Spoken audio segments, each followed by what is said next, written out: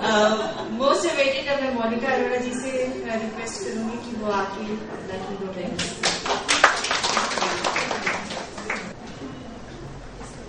सभी को नमस्कार, सभी स्पीकर्स को और सभी अटेंडीज को। कितना बोल पाऊंगी पीछे बैकग्राउंड म्यूजिक के कारण मुझे नहीं पता, मैं शुरू करती हूँ। कुछ पॉइंट्स जो मैंने नेशनलिज्म के बारे में रिसर्च करते हुए निकाले, पूछे, लोगों से बात की, विचार विमर्श किया। तो शुरू में यही कहूंगी कि ना इधर उधर की तू बात कर, ये बता कि कारवां क्यों लुटा। तू ना इधर उधर की बात कर, ये बता कि कारवां क्यों लुटा। मुझे रहजनों से गिला नहीं, तेरी रहबरी का सवाल है। शिक्षकों बताओ क्या हुआ राष्ट्रवाद की डिबेट का? कहां गए अपने लोग जो भारत माता की जय कहते थे और कोई कंट्रोवर्सी नहीं होती थी? और ये मैं नहीं पूछ रही हूं, ये पूछ रही हैं जस्टिस प्रतिभा रानी, जो दिल्ली हाई कोर्ट की जज है और जिन्होंने कन्हैया कुमार का बेल ऑर्डर लिखा है। वो उसमें कहती हैं कि आज चारों ओर बसंत है, चारों ओर शांति के फूल है, पर क्या कारण है कि जेएनयू के अंदर शांति के फूल नदानत है ही नहीं? इसका जवाब देना होगा यहाँ के स्टूडेंट्स को, यहाँ के टीचर्स को, यहाँ की एडमिनिस्ट्रेशन। आगे जस्टिस प्रतिभा रानी कहती हैं कि देश के विरोध में नारे और देश का विरोध ये एक प्रकार का एक इन्फेक्शन है, छूत की बीमारी है, जिसमें पहले एंटीबायोटिक्स दी जाती हैं, फिर सेकेंड लाइन ऑफ ट्रीटमेंट की जाती है, उसके बाद नहीं ठीक होता सर्जिकल ऑपरेशन। और ये गैंग्रीन अगर हाथों पांव में फैल जाता है तो हाथ पांव को काटना पड़ता है। इसलिए ये कारवां क्यों लुटा, इसका जवाब शिक्षकों को देना पड़ेगा। जब मैंने पूरा जजमेंट 24 पेजेस का पढ़ा, जिसमें 21 पेजेस में जस्टिस प्रतिभा रानी ने केवल और केवल कन्हैया कुमार को डांट लगाई है, तो मुझे लगा कि कन्हैया कुमार के अंदर ही जहर कहां से आया, ये देखना चाहिए। तभी मैंने YouTube पे सर्च किया और YouTube पे खुली नेशनलिज्म की पाठशाला जेएनयू के अंदर। मुझे अच्छा लगा, नेशनलिज्म पर पाठशाला चल रही है जेएनयू में। उसमें देखा तो पहला जो पाठ था वो निवेदिता मेनन का था। वो क्या पढ़ा रही है मैं बताना चाहूंगी। जब कन्हैया कुमार जेल में गए, टीचर्स ने कहा हम स्ट्राइक करना चाहेंगे। 80% नेशनलिस्ट टीचर्स ने कहा हम स्ट्राइक पे नहीं जाएंगे। तो बेचारे थोड़े बहुत जो यहाँ बच गए हैं, केरल, वेस्ट बंगाल और जेएनयू के अंदर कम्युनिस्ट टीचर्स, उन्होंने कहा अच्छा तुम नहीं जा रहे स्ट्राइक पर तो हम भी नहीं जाएंगे स्ट्राइक पर। हम ओपन में एडमिनिस्ट्रेटिव ब्लॉक में जेएनयू में नेशनलिज्म पे पाठशाला कंडक्ट करेंगे। पहली क्लास आधे घंटे की निवेदिता मेनन की। इस पाठशाला का जो नेशनलिज्म पे थी, इसका टॉपिक क्या था? राष्ट्रवाद एक रोजाना रायशुमारी। राष्ट्रवाद एक रोजाना रायशुमारी, यानी रोज हम देखेंगे कि हमारा देश राष्ट्र है कि नहीं है। रोज हम लोगों से पूछेंगे हमारा देश राष्ट्र है कि नहीं है। अच्छा काम करेगा तो राष्ट्र होगा, बुरा काम करेगा तो राष्ट्र नहीं होगा।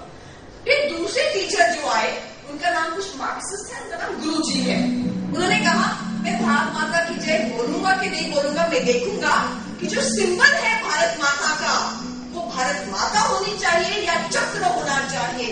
चक्र तो उसके स्पोक्स ऊपर भी जाते हैं, नीचे भी जाते हैं, इसलिए ज्यादा इगैलिटेरियन है। मैं भारत माता की जय को सिंबल नहीं मानता, मैं तो चक्र को ही सिंबल मानूंगा। उसके बाद निवेदिता मेनन की क्लास, वो क्या कहती है? वो कहती है the concept of nationalism has come to Europe in the 17th century and has come to India in the 18th century। यानी जुम्मा भी 200 साल हुए हैं, 250 साल हुए हैं कि राष्ट्रवाद का कॉन्सेप्ट ब्रिटिशर्स ने इंडिया में दिया है। मुझे बहुत दया आई, मुझे लगा इन बेचारों को तो ब्रिटिशर्स से पहले एक राष्ट्र का पता ही नहीं है। तभी मुझे ध्यान आया भगत सिंह का वो गीत जब वो फांसी के फंदे की ओर जा रहे थे 23 मार्च 1931 में भगत सिंह, राजगुरु, सुखदेव वो क्या गा रहे थे? मेरा रंग दे बसंती चोला, मेरा रंग दे।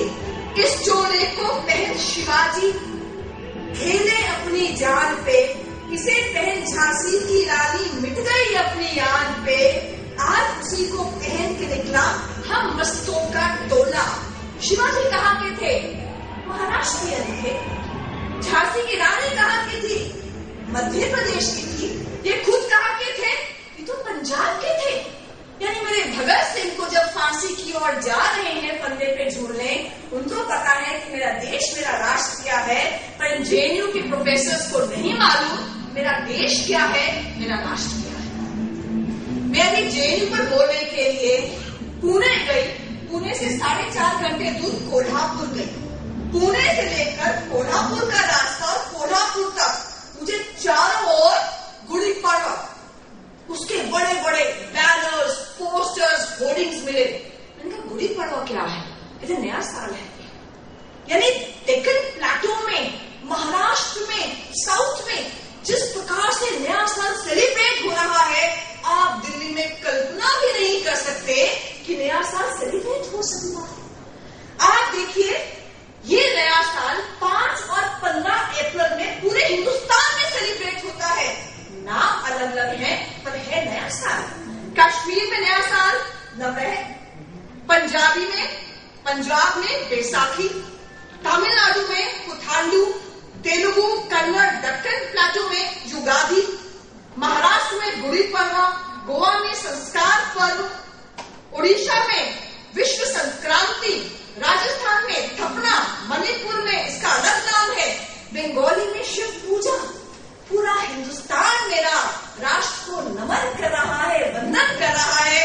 यहाँ कोई डिबेट नहीं है, क्योंकि सब जानते हैं कि ये एक राष्ट्र है, यहाँ एक आत्मता है। उसके बाद अभी हमने परसों कन्या पूजन किया। 9 दिन तक जो माँ दुर्गा की जंग हुई, की लड़ाई हुई दैत्यों के खिलाफ, महिषासुर के खिलाफ, उनमें उनकी विजय हुई। तो इस 9 दिन के जो 9 हमने उपवास रखे हैं, बाद में कन्या पूजन किया है। क्या मेरी माँ सिर्फ बंगाल की है? नहीं, ये जो 9 दिन के उपवास थे, ये जो कन्या पूजन हुआ, पूरे भारतवर्ष में सेलिब्रेट किया गया। कहाँ कहाँ? वेस्ट बंगाल, आसाम, बिहार, गुजरात, आंध्र प्रदेश, केरला, कर्नाटका, महाराष्ट्र, हिमाचल प्रदेश, कहाँ नहीं हुआ सेलिब्रेट। अभी कावड़ का महीना आने वाला है और कावड़ में एस्टिमेट्स कहते हैं 1.5 करोड़ कावड़िए जाते हैं गोमुख, जाते हैं हरिद्वार, वहां से गंगा जल लेकर आते हैं और अपने गांव के, अपने शहर के जो शिवलिंग है उन पर जलाभिषेक करते हैं। ये 1.5 करोड़ लोगों का मानना है कि जो गंगा जल है, जब उसका शिवलिंग के ऊपर उसको डाला जाता है तो सारी इविल फोर्सेस समाप्त हो जाती हैं, सारी नेगेटिव एनर्जी खत्म हो जाती है। ये तो 1300 साल पहले की बात नहीं करती, 2000 साल पहले बात नहीं करती। अब 2000 साल से भी पहले आइए। आदि शंकराचार्य ने, जब और कोई नहीं थे, उस समय 16 साल की उम्र में पूरे भारत का भ्रमण किया, 4 मठों का स्थापना की और चले थे केरल में, और उन्हें देह त्यागी थी केदारनाथ, बद्रीनाथ के पास। ये मेरे भारत की तस्वीर है। मेघदूत जो कालिदास ने लिखा आज से 1600 साल पहले, उसमें क्या हुआ था? जो धन का देवता है कुबेर, उसने यक्ष को मध्य भारत में बंदी बना लिया था। यक्ष ने एक बादल से बात, उसको लालच दिया, हे बादल, मेरी प्रेयसी रहती है हिमालय में, अलाका में रहती है, कैलाश पर्वत पर, उसके पास जा, उसको मेरे प्रेम का संदेशा दे कि मैं आऊंगा, मैं जरूर आऊंगा। और क्या लालच दिया उस बादल को कि तू जाएगा, इतने सुंदर मनोहर स्थान दिखेंगे तुझे, वहाँ झरने होंगे, वहाँ नदियां होंगी, ये स्थान होगा, पर्वत है, पहाड़ है। क्या डिस्क्रिप्शन दी, वो डिस्क्रिप्शन आज भी वही है। मेरे वेदों का उच्चारण कश्मीर से कन्याकुमारी तक, असम मणिपुर से गुजरात तक एक ही है। इसलिए जब मैं अपनी भारत माँ की तस्वीर देखती हूँ, केवल इमोशनल तस्वीर नहीं है, एकात्मता का बंधन है ये। जो स्वरूप दिखता है, लगता है माँ तन समर्पित, मन समर्पित और ये जीवन समर्पित। चाहता हूँ देश की धरती तुझे तुझको। कौन बांधता है मेरे देश को? 4 धामों की यात्रा तो हमें कही गई है, और चारों धामों को अगर आप देखेंगे कहाँ कहाँ है, तो एक्सट्रीम में है, पूर्व पश्चिम उत्तर दक्षिण। कृष्ण तो पैदा हुए थे उत्तर प्रदेश में, उनका अरुणाचल प्रदेश से क्या लेना देना? अरुणाचल प्रदेश के लोग कृष्ण को अपना दामाद कहते हैं। क्यों कहते हैं? क्योंकि रुक्मणी अरुणाचल प्रदेश की, वो कहते हैं हमारे दामाद हैं। ये रिश्ता है उत्तर प्रदेश का अरुणाचल प्रदेश के साथ। उसके बाद अरुणाचल प्रदेश में दामाद है, तो मेघालय में जो खासी ट्राइब है, वो कहते हैं हम एक लवे के एंसेस्टर हैं। ये बात करते हैं मणिपुर मांगे आजादी, नागालैंड आजादी, मिजोरम मांगे आजादी। मुझे आप बताइए, नागालैंड के जो दीमापुर है, दीमापुर में जो लोग रहते हैं, वो कहते हैं हिडिंबा, जो भीम की पत्नी थी घटोत्कच, वो यहाँ पैदा हुए थे। वो उनको अपने वंशज अपने आप को मानते हैं लोगों के, तो कैसे वो कृष्ण से अलग हो सकते हैं? क्या भीम को अर्जुन से, अर्जुन को श्री कृष्ण से अलग कर सकते हो? कर ही नहीं सकते। उसके बाद असम में बोडो ट्राइब कहती है हम ब्रह्मा के डिसेंडेंट्स हैं। कहाँ तक जाऊं? कृष्ण लीला केवल यूपी में नहीं होती है, आप केरला में देखेंगे तो कथकली का नाच होता है, वो कृष्ण लीला ही तो है। आप गुजरात में डांडिया देखते हैं, मणिपुर में रासलीला, उत्तर प्रदेश में रासलीला देखते हैं, वो मेरे कृष्ण का ही तो नृत्य है। उसके बाद कृष्ण को जो उड़ीसा में जगन्नाथ करके माना जाता है, महाराष्ट्र में विदोबा कहते हैं, राजस्थान में श्रीनाथ जी कहते हैं, आंध्र प्रदेश में वेंकटेश्वर या बालाजी कहते हैं। तो इसलिए यूं तो सारा जग अपना है, अपना तो फिर भी अपना है। इसीलिए जब अरविंद से कहा गया कि आप बताइए ये राष्ट्र एक कैसे है, इसमें तो ना एक रेस है, ना एक रिलीजन है, ना एक भाषा है, ये एक कैसे है? उन्होंने कहा फ्रांस में 3 लैंग्वेजेस हैं, स्विट्जरलैंड में अलग रेस है, अलग लैंग्वेज है, अलग रिलीजन है। अमेरिकन प्रेसिडेंशियल कैंडिडेट जब संबोधित करता है तो वो 4 भाषाओं में संबोधन देता है। ऑस्ट्रिया में अलग अलग रेस और लैंग्वेज है, रशिया में कितने डिफरेंसेस हैं, तब भी वो एक राष्ट्र है।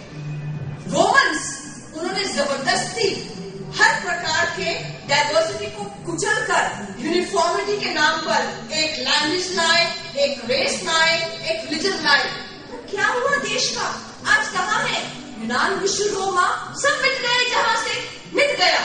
इसलिए अरविंद कहते हैं कि एक लैंग्वेज, एक रेस और एक रिलीजन, ये बाइंडिंग फैक्टर्स हो सकते हैं, यूनाइटिंग फैक्टर्स हो सकते हैं, they are not essential to nationalism.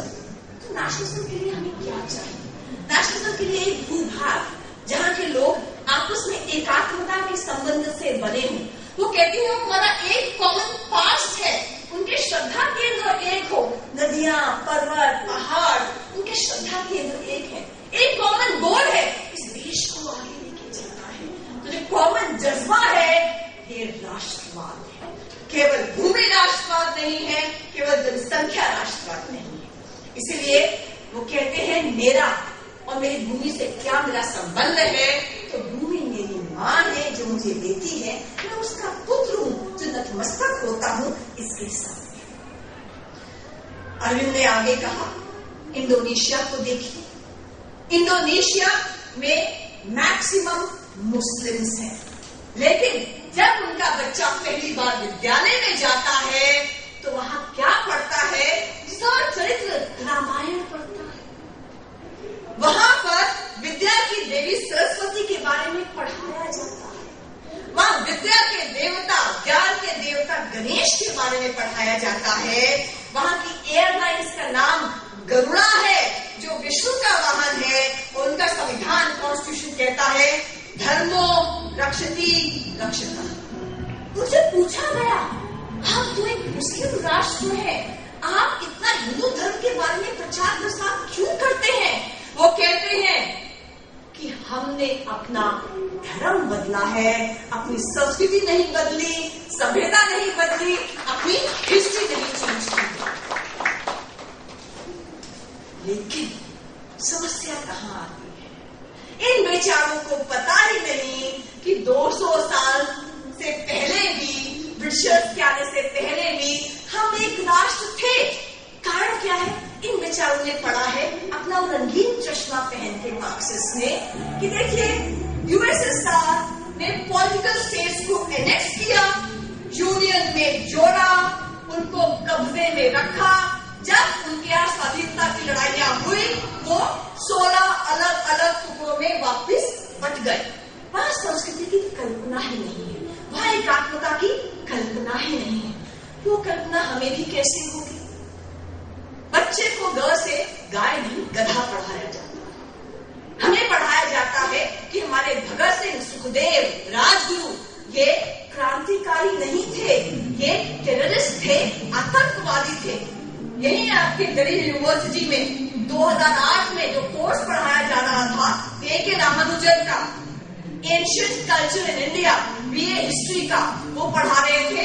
Ravan की छींक से सीता पैदा हुई। रावण सीता का बाप था। लक्ष्मण और सीता में अनैतिक संबंध थे। भगवान हनुमान रात को लंका के शयन कक्षों में विचरा करता था कि वहां क्या हो रहा है। उसके बाद वेंडी डॉनिगर की किताब आती है जो कहती है कि विवेकानंद और गांधी जी से पूछा गया आप खाने में क्या लेंगे, तो उन्होंने कहा गिव अस बीफ, हमें गौ मांस दीजिए। और शिवलिंग के आकार का इतना भद्दा विवरण है कि मैं यहाँ इस मंच से बोल भी नहीं सकती। अगर ये पढ़ाया जाएगा तो बचपन से जवानी तक, जवानी से बुढ़ापे तक हमें राष्ट्रवाद की कल्पना कहाँ से होगी? इसलिए आखिर सहने की भी सीमा होती है। सागर के उर में भी ज्वाला सोती है। मलयालम कभी बवंडर बन ही जाता, भोले शिव का तीसरा नेत्र खुल ही जाता। इसलिए तुम कितने पत्थर मारोगे, हर पत्थर से शिवलिंग निकलेगा। इसलिए जो पत्थर चोट लगकर टूट जाता है वो कंकड़ हो जाता है, और जो पत्थर उस चोट को सह जाता है वो शंकर हो जाता है। अब हम क्या कर सकते हैं? हम जिया जैसे सेमिनार्स कर सकते हैं। और क्या कर सकते हैं कि राष्ट्रवाद पर हम कंटेंट ढूंढेंगे। वो कंटेंट आपको यूट्यूब पे नहीं मिलेगा। आपको सब मार्क्सिस्ट का एंटी नेशनल कंटेंट मिलेगा जो कहते हैं राष्ट्रवाद एक नेगेटिव कॉन्सेप्ट है, फासीवाद है, नाजीवाद है, ये इंटरनेशनलिज्म के अगेंस्ट में। इसलिए सबसे पहले ऐसे सेमिनार्स कीजिए। जो कंटेंट पेपर्स आपके पास आते हैं उन सब पेपर्स को आप गूगल में डालिए, ब्लॉग्स लिखिए, व्हाट्सएप पे, फेसबुक पे, ट्विटर पे, इन सब चीजों को शेयर कीजिए। हमारे जैसे बहुत से और लोग राष्ट्र के प्यारे हैं जिनके पास कंटेंट नहीं है। जहां बैठते हैं 4 लोगों से बात कीजिए, उनका मन परिवर्तन कीजिए। जितना कर सके, जहां तक कर सके, जितनी सामर्थ्य हो। मैं हमेशा कहती हूँ, गिलहरी प्रयास का उदाहरण देती हूँ कि जब राम सेतु बन रहा था वहां एक छोटी सी गिलहरी पानी में डूबती, फिर रेत पर आती, फिर पानी में डूबती। तो किसी ने कहा तुम पगला गई हो गिलहरी, क्या कर रही हो? तो उसने कहा यहाँ तो नल नील हनुमान स्वयं श्री राम मौजूद है। मैं गिलहरी क्या कर सकती हूँ? मैं तो अपना गिलहरी प्रयास करें। अपना गिलहरी प्रयास जारी रखिए, लगातार करिए, रुकिए नहीं, क्योंकि हो गई है पीर पर्वत सी पिघलनी चाहिए। इस हिमालय से कोई गंगा निकलनी चाहिए। सिर्फ हंगामा खड़ा करना हम सबका मकसद नहीं। हमारी कोशिश है कि ये सूरत बदलनी चाहिए, और तेरे सीने में नहीं तो मेरे सीने में सही हो कहीं भी आग, लेकिन राष्ट्रवाद की आग जलनी चाहिए, आग जलनी चाहिए। जय हिंद, जय भारत।